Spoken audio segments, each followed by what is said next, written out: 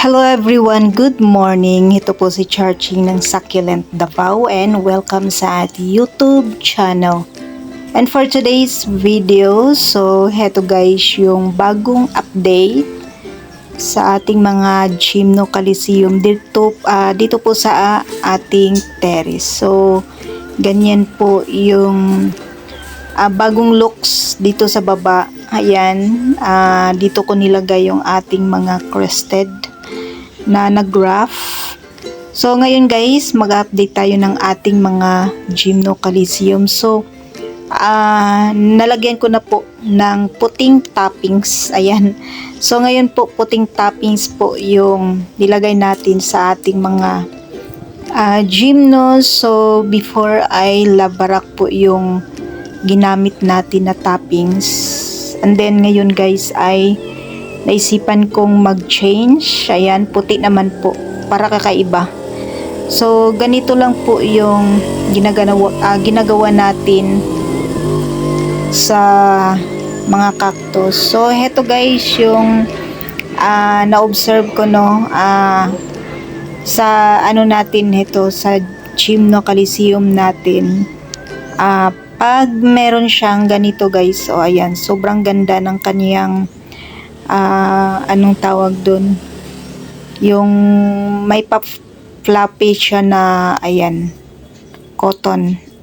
So ang ginagawa ko lang guys para hindi siya masira and then gumanda ay binabrush ko lang. So pag merong ganyan yung inyong cactus, i-brush nyo lang kasi nasisira po yan pag nadiligan natin sila na tutuyo and then hindi na siya maganda tingnan. So ang ginagawa ko, hindi ko to binabasa tuwing nagdidilig tayo para ma-maintain yung pagka fluffy ng kaniyang cotton. So ganyan lang yung ginagawa ko guys, i-brush nyo lang siya yung cotton para kumalat.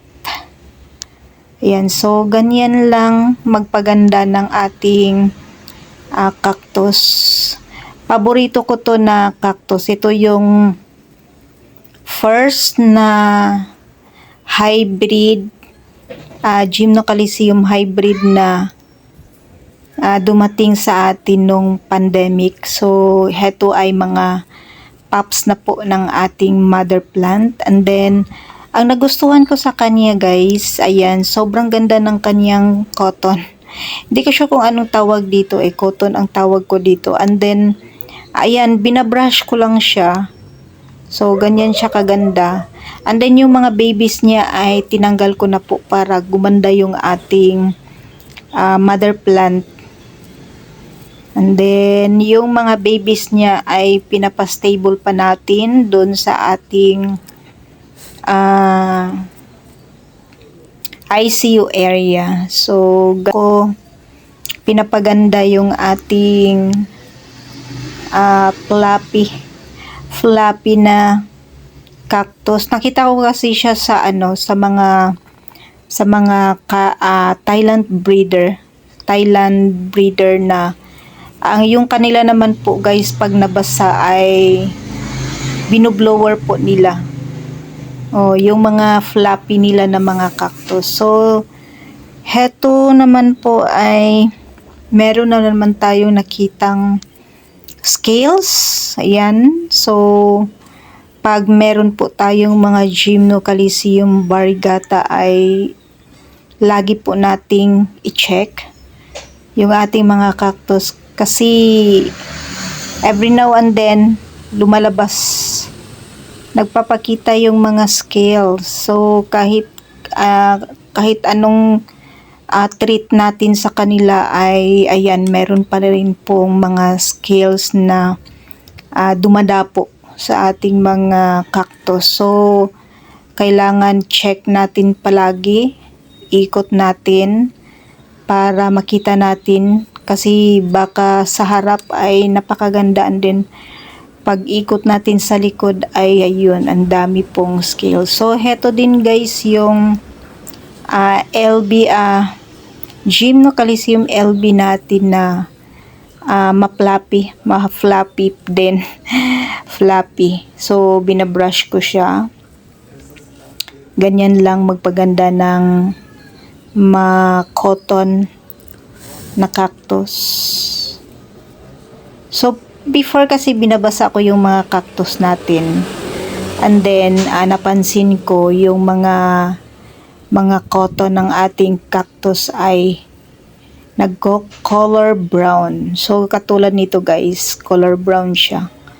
So, ayan, brush lang natin ng ganyan. So, ayan, 'di ba? Kitang-kita nagiging white. So, ngayon kasi nagsusok and dry ako dito sa ating mga plant. Once a month lang po tayo nagdidilig or nagsusok and dry. So, ang ginagawa ko, hindi ko siya binabasa. So, after natin siyang isok and dry, so, yan, nagbabrush po ako ng ating mga cactus para ayan, gumanda yung... So, katulad kasi nito guys, nag-brown. So, yan. Kasi dito na area na naman sila. Natatalsikan sila ng tubig ulan.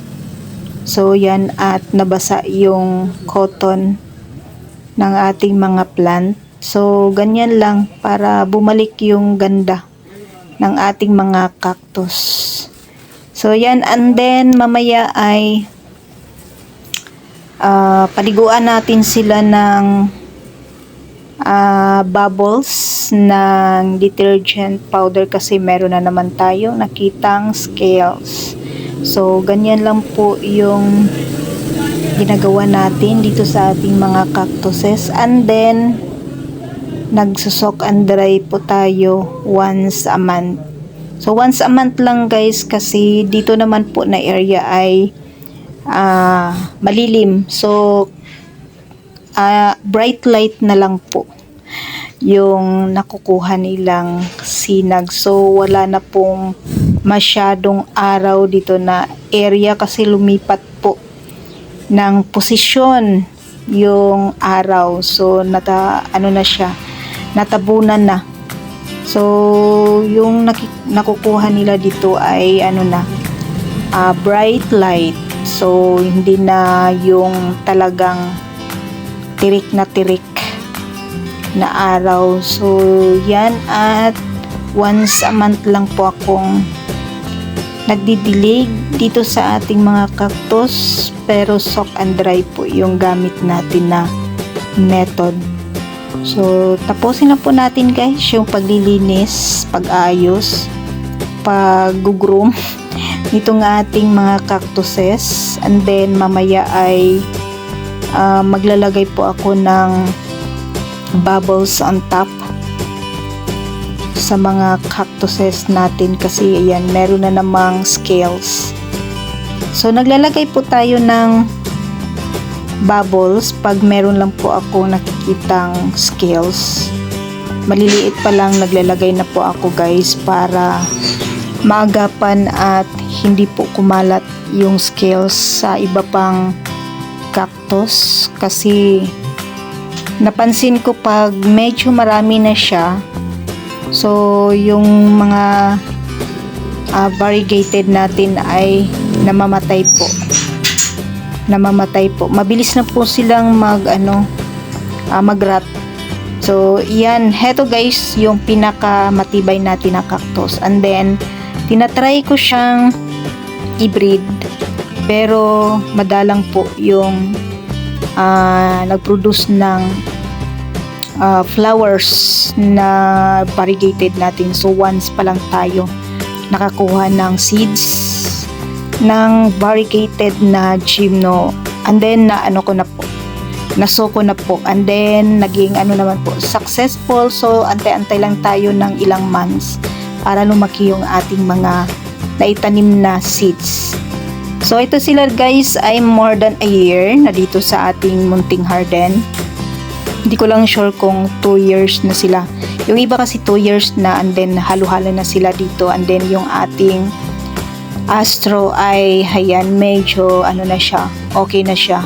simulan nung nilagay natin siya dun sa ICU area kasi naka-ICU ito. Ano siya, yung tawag na dry. So, nung nilagay natin siya doon ng ilang weeks ay, ayan, busog na po yung ating cactus or astro. So, yan lang yung ginagawa natin guys pag medyo dehydrated yung ating mga plant ay ilalagay lang po natin sa ulanan or sa rain or shine para makarecover po yung ating mga cactuses. Pero mas okay po na sila ma-dry kaysa ma-overwater natin sila guys. So pag nag-dry, ayan, pwede naman po natin silang ibabad sa tubig ulan, and then pag medyo busog na ay binabalik ko po sila dito sa ating terrace. And then doon po, yung iba ay nandun po sa ating plant rack. So yan, at medyo malinis tingnan yung ating mga plant kasi white po yung toppings na ginamit natin sa kanila. And then yung ginamit natin guys na stone dito ay granite. Granite daw ito, sabi ng napagbilhan natin. So medyo kasi siya mura. And then maganda din po yung granite. Parang siya hindi ko lang sure yung niya, information. So natin i-research kasi medyo maganda daw yung granite sa plant. So i-research ko pa yun. And then yan, at maganda naman po tingnan yung ating mga plant, and then i-observe pa natin kung maganda siya sa natin sa potting mix kasi medyo bang stone ay matagal pong makasipsip ng water. So tingnan natin kung ang granite ay okay sa ating mga plant, and then okay ba siya sa ating soil. So yan yung nagawa natin ngayon guys dito sa ating mga plants. So yan po yung update sa ating mga cactus and astro variegata, Gymnocalycium mihano variegata dito sa ating munting garden. And that's for today guys. Maraming salamat po sa inyong panonood dito sa ating YouTube channel. Thanks for watching and God bless.